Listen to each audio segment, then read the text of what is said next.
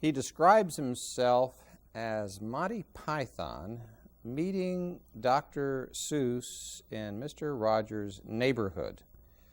That's Trevor Romain, who's going to be our guest today, a distinguished children's author who's written over 25 books and talked to 100,000 youngsters in schools around the country. You're going to find this very interesting, so we invite you to stay with us. Austin Faith Dialogue, at the crossroads of religion and life. A series highlighting the cultural and social interactions between the worshiping and religious communities in and around the capital city. Austin Faith Dialogue is brought to you by the Austin Metropolitan Ministries in cooperation with KXAN. Join us now in Austin Faith Dialogue.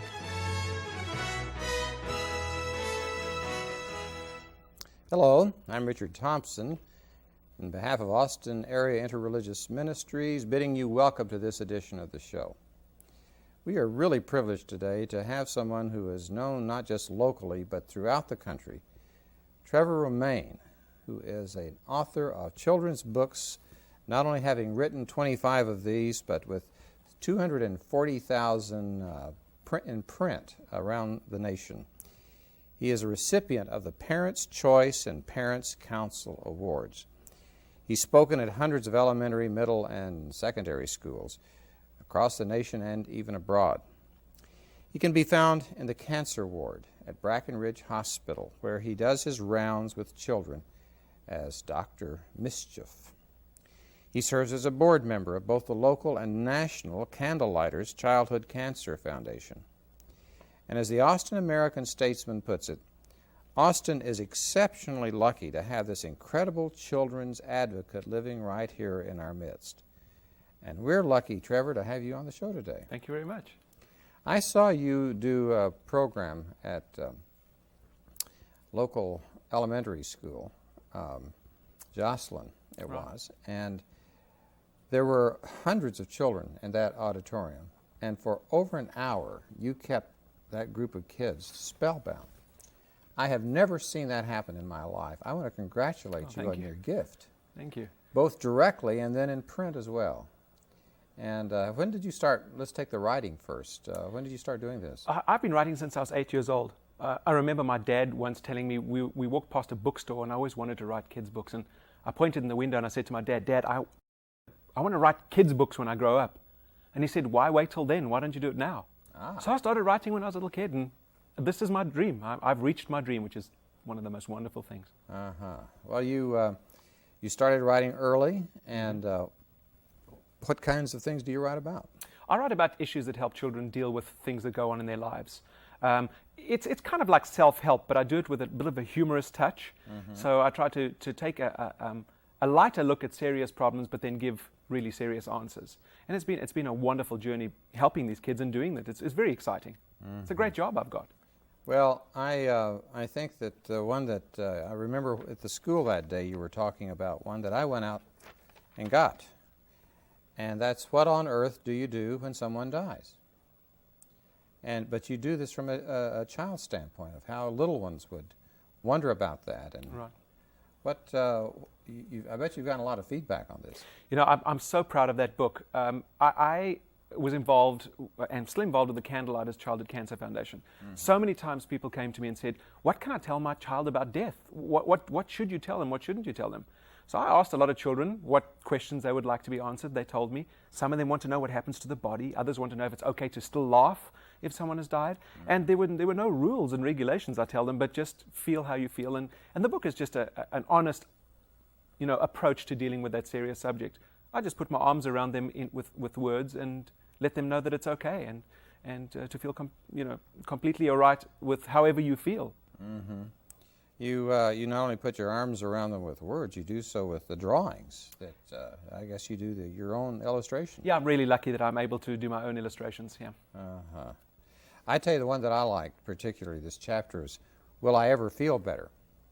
Not just children, but any adult that goes through a loss. And you draw here a little a roller coaster, and you talk about the feelings having their ups and downs after that. And I wondered about What in your experience led you to write this book? Okay, let me tell you why I write children's books in general. Okay. I was a paratrooper in the Army, in the South African Army.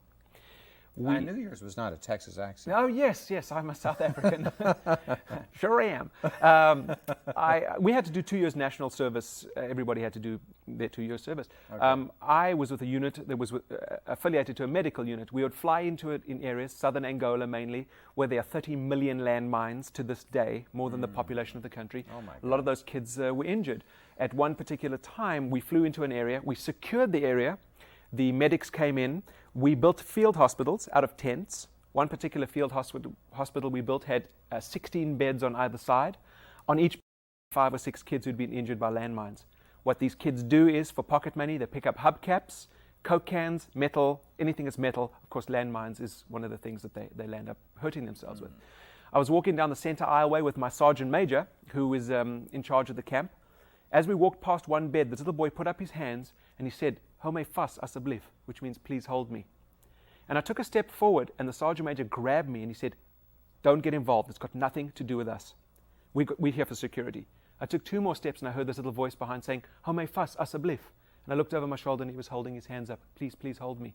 Well, I pushed the sergeant major away and I turned around and I picked up the little boy. He was 5 years old. He had lost both his legs. He just had stumps that had bandages on them. And he put his head against my chest and he started to cry. And his tears ran inside my shirt.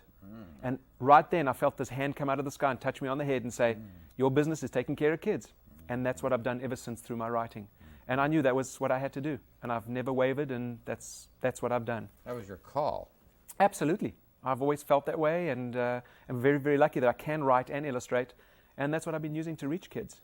And a little bit of humor thrown in there too, because I think that's so important for us to look at things with a warm and comfortable look. So what about this book in particular? What led you to do That this book in particular, my father passed away a few years ago, and in speaking to my nieces and nephews and discussing what happens when someone dies, and also been to many funerals of the kids who have died of cancer, and talking to their siblings. I was involved with the sibling camps and sibling workshops, trying to help kids understand why their brother or sister had died. And people often say to me, "There's no books. Can you recommend anything?" I went to the library, scoured the library, couldn't find. So I thought I'd write one. And with my dad's guidance, I actually wrote the book. You felt his influence. Oh yes, absolutely. Still do. It's amazing how you can continue to feel the presence of someone who's gone. Absolutely. I feel my dad all the time. He runs with me. We were both, I run a lot, and I always feel him on the trail running with me and feeling his warmth. Well, I think that could be especially helpful to children to know. I remember in this book that was so well publicized, Tuesdays with Maury, Right. in which he said that death is the end of a life but not of a relationship, and that you can continue to feel the presence of someone that you've cared for so deeply. And it sounds like that's exactly what's happening. I think one of the things I tell children too that keeps you in touch with people who have passed away is to write them a letter. Even if they've been gone for 10 years, and you write that letter and you just put a stamp on it, and you address it, you leave it on your desk or somewhere, they'll get it, they'll read it, and it makes you feel good for having written, and you know that they're going to feel good reading it too. It's really a great way to tell people how you feel, especially if you're not feeling great. Sometimes you can speak to somebody and let them know. And you talk about writing a journal as part of getting the feelings out. Yes, I think journal writing is so very, very important, not only for kids, for grown-ups too, because when you see what you've written in print, it helps you sometimes to look at it from a different point of view. Your pain and your suffering, when you look at it, sometimes you can actually approach it then from a different angle when you see it in black and white. You talked about this child that reached out to you and that you held, and in Angola, you said, that led you to do your writing. Did it also have something to do with the work that you are involved in visiting in cancer wards? Yes, I think that was pretty much the start of it. I've always been volunteering and popping into hospitals and donating books. And I wrote a book called The Keeper of the Dreams, found a charity to donate it to because I was wanting to give something back to the community, and it happened to be the Candlelighters, which is the Childhood Cancer Foundation in Austin. They said, "Why don't you come to the hospital, read the book to the kids with cancer?" I'd never met a child with cancer before. Went to the hospital, read the book to them, they said, "Again." So I did it, they said, "Again." And they said, again, again, again. And I did it again, again, again, again. And so I started going back to the hospital and visiting. And then they gave me a place to park my car. And then they said, you're the doctor of mischief. And I make as much trouble as I can whenever I go to a hospital. I see. The book that you wrote for that was what again? The Keeper of the Dreams. And what's that about? It's about a little girl who has nightmares, realizes that she's got to do something about them, visits her grandfather in her dreams. He had died many years before, and he said the only way to get your dreams back and to get the right dreams is to visit the Keeper of the Dreams. In her dreams, she visits the Keeper of the Dreams, who's very sick, and the boogeyman has taken over. He's giving the wrong dreams to the wrong kids. He doesn't care. And it's how she has to go and face the boogeyman to get her dreams back. Well, when she goes and faces him, she realizes that she created him. He didn't exist. And so she does get her dreams back, and she realizes that when you do have a major problem, a nightmare, and you face it head on, it sometimes is pretty easy, because you open your eyes and the light shines, in the morning. Now, you had requests again and again from children with cancer. Right. So there's something about their condition that relates to the whole issue of dreams. Yes, absolutely. I mean, a lot of these children obviously are dreaming that they'd be well again. They're dreaming that this chemotherapy monster would go away. And it's really interesting that they have got the best attitudes. I was with a little girl a while back. It was just so fascinating. There was something about gangs on TV. Yeah. I said to her, what do you think about all these gangs on TV? She said, I wish us cancer kids could have the lives those kids in gangs are wasting so we could live longer. And it's amazing how some people throw their lives away and other people will enjoy every single minute and want every minute that's ahead of them. How insightful for a little one, huh? Oh, they're amazing. These children are just so wonderful. Yeah.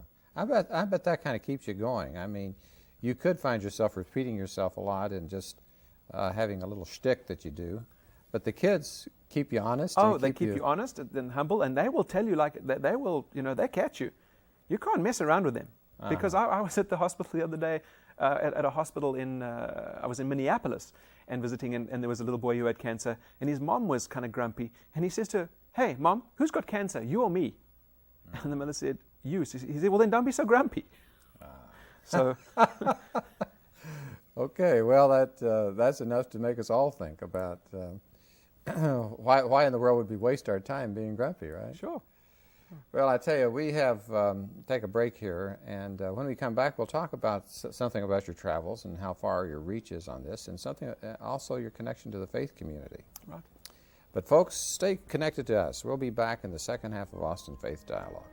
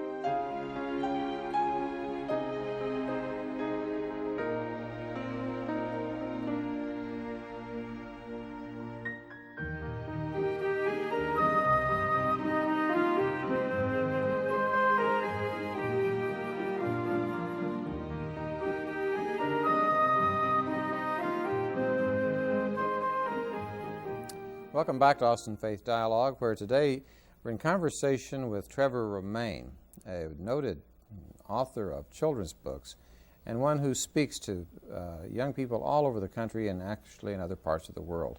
Living here in Austin. Welcome, Trevor, again. Thank you. You mentioned just before the break that you've been up to Minneapolis. How far afield do you go from Austin? I go all over the place. In fact, I just came back from my world tour of America. I was doing a book tour to promote a new book that I've written, and I went to New York, and I went to New Jersey, and I went to Florida, and Minneapolis, Chicago. Mm-hmm. So I've been all over the place with the book. And what about beyond the States? I've done a lot of talking in South Africa, where I was born, and I kind of spent a little bit of time in Australia and a bit of time in Europe and in London actually, traveling, and always found an audience here and there. Sometimes in a hospital, sometimes at an ad agency or whatever. Talk to people. So okay, your newest book, Under the Big Sky. I think we maybe have something to show on that. What is that about? Under the Big Sky. I am so proud of this book. Under the Big Sky is about a grandfather calls his grandson to him and he says, "Grandson, I'm not going to live forever. When I die, I would like you to have all my riches. But before I give you all my riches, I want you to bring back the secret of life for me." And the boy says, "But grandfather, where am I going to find the secret of life?" And the grandfather says, "Under the big sky. Go and find it, bring it back to me, you can have all my riches." And the boy goes on to look for the secret of life. He comes across a car and he says, "Excuse me, did you perhaps pass the secret of life on your way over here?" The car said, "I've never heard of the secret of life, but always remember, no matter where you go, always remember where you come from." And the boy's like, "Okay." And he comes upon a tree. He says, "Excuse me, can you see the secret of life from up there?" The tree says, "Look, I've never heard of the secret of life, but always remember to keep your roots firmly planted in the ground, because the wind of change will try and blow you over." And the boy just continues his search. He comes upon a cello. He says, "Have you heard anybody sing about the secret of life?" The cello said, "I've never heard of the secret of life, but there must be a secret. Otherwise, how could an old piece of wood with 4 strings like me make such beautiful music?"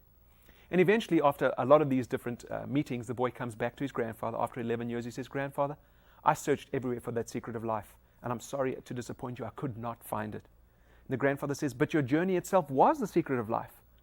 And the boy is very pleased. And the grandfather says, "Now you can have all my riches."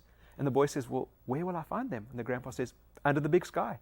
It's all yours. Help yourself." And I wrote this book because so many people are looking for that big secret at the end. They're looking for that big thing that is going to satisfy all their problems. It's going to make them not be depressed anymore. It's going to make them rich. It's going to give them the answer to life. And so many people are waiting for that. They're sitting in the waiting room of life waiting for that answer. And I thought, no, the journey is the answer. And that's the best part about our lives, is this journey. It's so often people are sitting and thinking, okay, well, when is it going to come? When is this big thing going to come? And it's not. Every minute. Now, what we're doing now, that's part of the journey, and it's wonderful. So that's why I put the book together. Mm-hmm. You told me that this has found a particularly receptive audience in the religious community. How's that happen? I think it lends itself very well to a sermon-style situations where you can actually equate the journey with our journey in life, and you can weave other life lessons through this journey. Our life is a journey, and along that journey we're supposed to learn, and we're supposed to take with us so that's sort of the spiritual basis for it. And yes. Do you know of churches that have used it? I do know that River Bend Baptist Church has used it. I did hear of 2 churches in New Jersey when I was there that actually used it on a Sunday, and that was very exciting to me. I'm very pleased if any work can be used either as a parable or can be used as some a guide to or a vehicle to carry any message. I was going to say it sounds very much like what you'd call a parable. Absolutely. You're right. Absolutely. I heard you at the time that you were speaking in this local school tell about your grandfather. Yes. Is it grandfather Ted? Yes, that is my grandfather. That is the basis really these days of everything I do. May I tell you that story? Sure. In fact, the grandfather Ted is the grandfather in my book, Under the Big Sky. All right. It's a story of hope and a story of absolute amazement to me. I was lying on the bed with a little boy one day. His name was Victor. Victor was 9 years old, dying of bone cancer. And I was lying on the bed, and Victor turns around to me and he says, well, let me just go back a step. I lie on the bed with these kids sometimes. We talk about life. Victor knew that I was working on a book called What on Earth Do You Do When Somebody Dies? And we were talking about stuff. Lying on the bed, Victor turns around to me and he says, "Trevor, what's going to happen when I die?" And I was about to answer him when his mother jumped off that chair and ran over to the bed and said, "Victor, you are not going to die. We have spent $375,000 to keep you alive. You will not die." And Victor says, "Okay, Mom, I will not die. Fine." His mother left the room 10 minutes later, and I said, "Victor, we're all going to die. I'm going to die. You're going to die. My mom's going to die." He said, "I know that. I'm not stupid." I said, "But you asked me a question." He said, "I want to know what's going to happen when I die." I said, "Victor, I'll tell you what. If you die from this disease when you're still a kid, when you get to heaven, I believe that we go to heaven when we die. I said, but when you get to heaven, ask for my grandfather. His name is Ted. Victor's like, what are you talking about? I said, well, look, I believe that everybody goes to heaven. And when you get there, you know, there's a lot of stuff going on. My grandfather will help you. His name is Ted. Victor looks at me and he says, how am I going to find him? You know, 1,000 people died in the war? I said, Victor, 28 million people died in the war. He goes, that's worse. I'll never find him. I said, relax, relax.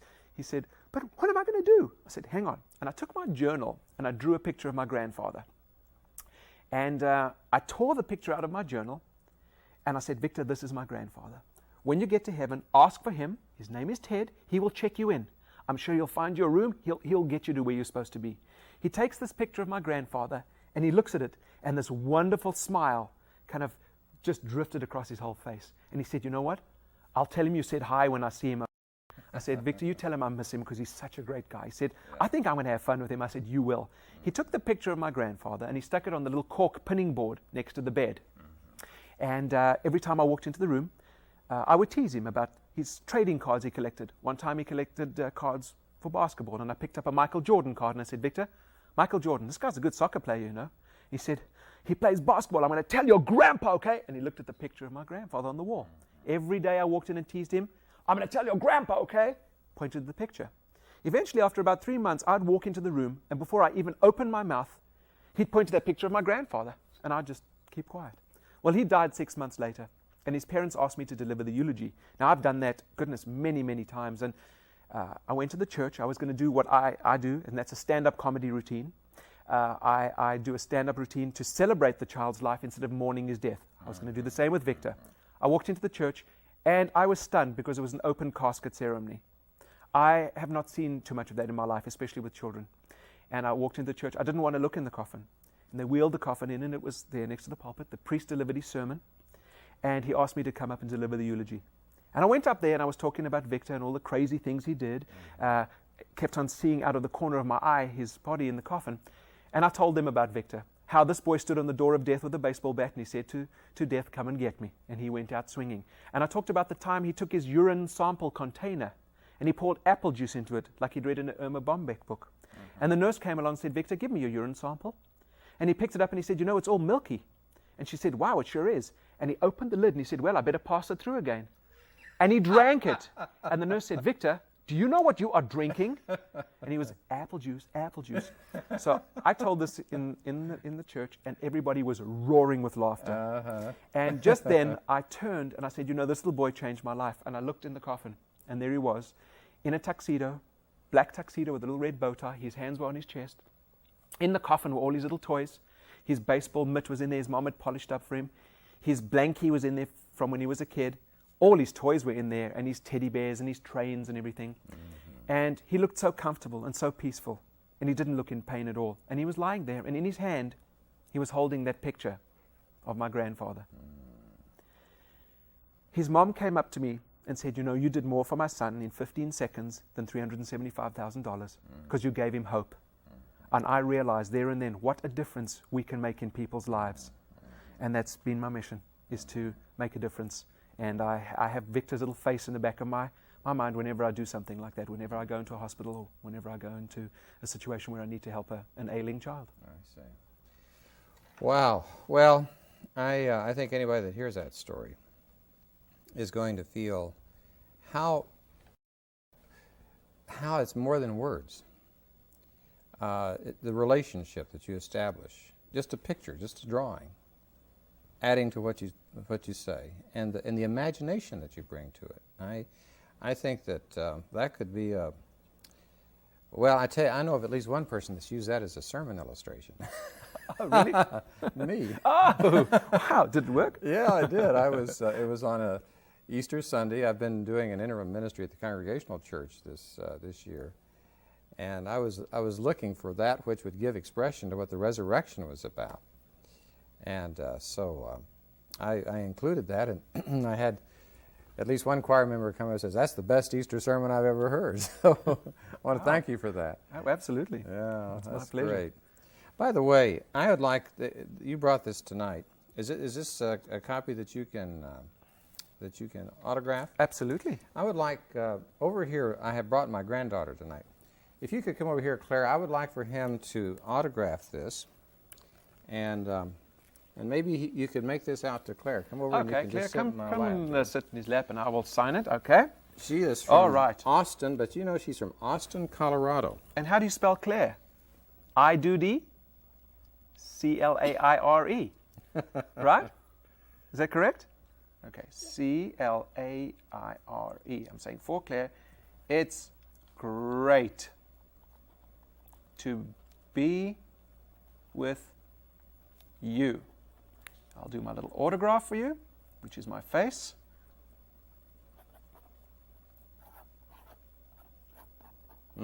It looks exactly like you. Maybe a little bit of resemblance to your grandfather Ted there. Look at that. For Claire, it's great to be with you. There you go. And I'll do a little heart, because we need lots of love around, right? There you go. Now make sure you read that 200 times and tell every one of your friends about it too, okay? All right. Back to Austin, Colorado you go with a gift, huh? That's great. Thank you so much for doing that. You're welcome, sure. My pleasure. And I think that, now, you don't have children of your own. I don't, no. And, you know, it's very interesting because a lot of people who say, especially with the hospital situation, that if you do have your own children, sometimes it's very difficult to go into a hospital and see an ailing child because you relate it back to your child, and makes it even harder to do. So, you know, we didn't have kids, and that's just what's happened. And Well, you've got so many kids to keep up oh with. yeah, I got to take care of all those kids in the hospital, at the schools. You know, I travel throughout the year. Summertime, I get a little bit of time off to write, and then there's the neighborhood kids who kind of come and hang around. So there's always some kid somewhere. Yeah, yeah. How long have you lived in Austin? I've lived in Austin, goodness, I think 14 years now. Like it? Well, yeah, I can hear that little drawl. Oh, I mean, sure. And, Oh, sure. I can talk like a Texan. yeah, right. Well, if under duress. you Yes, can- absolutely. If I have to. If I have to get out of a sticky situation. What brought you to Austin? I mean, you could have lived in a lot of different Sure. places. I was visiting a friend of my mother's who lives in Austin, and I just loved it. I came here and just felt very comfortable, and then met my wife, and she was from Austin, so we decided to stay here. I see. Well, I have to say that your wife is here tonight. Could you come over? Just come right on over. And Jane, the grandmother of this child, could you come over here just for a minute? We have 30 seconds here to recognize what is the inspiration behind. Introduce your wife to That's us. his wife, and that's my wife. All right. And Yes, that's my wife, Amiel, and who is you- an absolute inspiration, I must tell you. All And she right. takes care of all my business, because I just can't do it. I see. And I want to thank you folks for looking in today, and be sure and be with us next week on Austin Faith Dialogue. And thank you, Trevor, Romain, and for all of you to show up today.